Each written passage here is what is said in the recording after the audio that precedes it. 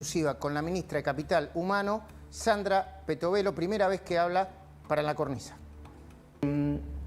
Tomaste la decisión, el ministerio tomó la decisión, el gobierno tomó la decisión de reconvertir los planes potenciar en volver al trabajo, por una parte el 75%, y acompañamiento social sería el otro 25%. ¿Por qué lo hicieron? ¿Con qué objetivo? Y en el medio, ¿cuántos planes dejaron de pagar porque encontraron que no debían hacerlo o que era ilícito o la información cruzada no se los permitía? Básicamente, por lo que decidimos segmentar el plan y terminarlo, es porque el objetivo no se había cumplido. Porque de todo ese universo, la empleabilidad de la gente que consiguió trabajo era 1.3. Un 1.3%. Entonces, de todos los planes potenciar, sí, solo el 1.3% se pudo reinsertar en el mercado laboral. Sí. Entonces, el objetivo no se cumplió. El objetivo no se cumplió y de todo ese universo hay gente que tiene mayor vulnerabilidad y menos posibilidad de entrar al mundo laboral, como por ejemplo madres con 4 hijos o personas mayores de 50 años. Entonces por eso decidimos dividirlo en dos, el del acompañamiento social por un lado y el de volver al trabajo, que va a estar marcado por una diferencia fundamental, que es que la persona puede trabajar y mantener el plan por 2 años. ¿Eso ustedes creen que va a tener un impacto fuerte? ¿Por qué? Porque hay mucha gente que tiene miedo, ¿no? De que si acepta otro trabajo... De aceptar un trabajo, dejar el plan y quedarse sin nada.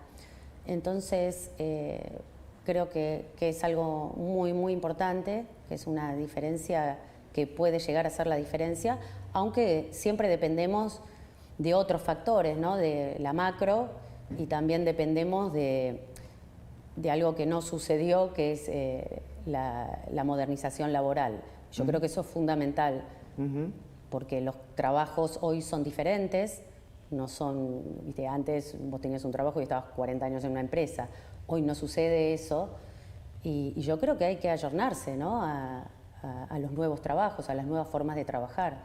Creo que es fundamental, y entender que flexibilización laboral, que parece una mala palabra, no quiere decir ir en contra de los derechos de los trabajadores, sino que va a posibilitar que la gente pueda trabajar. Hace poquito estaba mirando en una marcha que una señora decía: yo quiero trabajar. Y la verdad que yo me encuentro todo el tiempo con gente que quiere trabajar, ¿no? O gente que te dice: mira, yo no tengo ningún plan y no me alcanza, pero yo quiero trabajar.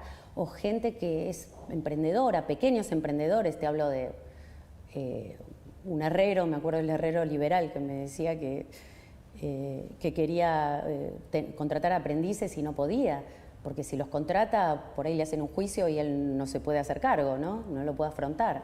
Entonces creo que de eso se trata la modernización laboral.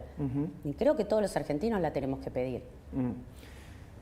Viste que está claro que se malversó el concepto de ayuda social y que se mezcló con hechos de corrupción o mala distribución de los bienes.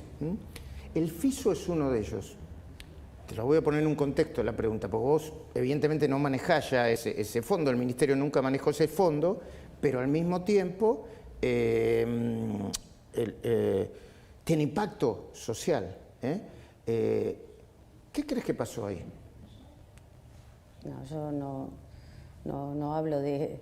Si no tengo la seguridad, no voy a acusar a nadie, pero yo creo que cuando se maneja discrecionalmente fondos, vamos a ir siempre al mismo fin, ¿no?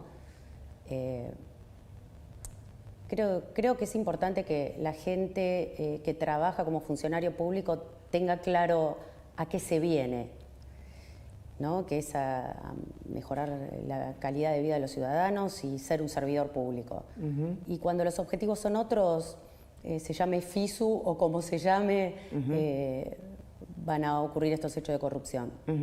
Está anunciado un paro docente para el lunes, para las próximas horas. ¿Cuál es tu posición frente al tema? Bueno, este tema tiene que ver con las supuestas paritarias docentes. En realidad la paritaria docente no existe. La ley de financiamiento educativo lo que hace es pedir que el secretario de Educación, ministro de Educación iba a decir, pero ahora es secretario de Educación, convoque a distintas partes que discuten el salario mínimo docente. Al Consejo Federal, ¿no? El Consejo Claro, Federal. o sea, están los gremios, los ministros de Educación de las provincias, y bueno, y ellos discuten cuál sería el salario mínimo. Tienen una reunión, después tendrán otra, y si no lo deciden, decide el Consejo Federal, que está formado por los ministros de Educación de todas las provincias, y ellos deciden. En realidad, la Nación no es árbitro en eso, porque la educación pertenece a las provincias. Entonces, para nosotros es importante marcar eso, ¿no?